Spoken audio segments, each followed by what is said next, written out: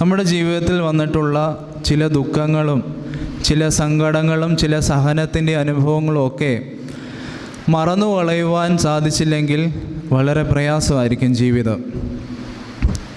ഈ വിവാഹം കഴിഞ്ഞവർക്കൊക്കെ അറിയാം ഈ ഓർക്കുവാനുള്ള കഴിവിൻ്റെയും മറക്കുവാനുള്ള കഴിവിൻ്റെയും പ്രാധാന്യത്തെ പറ്റി.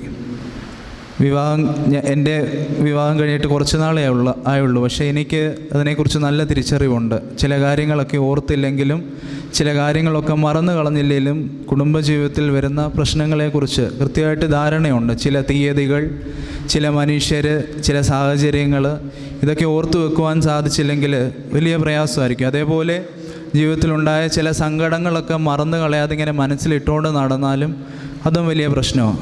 അതുകൊണ്ട് പ്രിയമുള്ളവരെ, ജീവിതത്തിൽ ദൈവം നൽകിയിട്ടുള്ള ഏറ്റവും പ്രധാനപ്പെട്ട 2 കൃപകളാണ് ഓർക്കുവാനുള്ള കഴിവും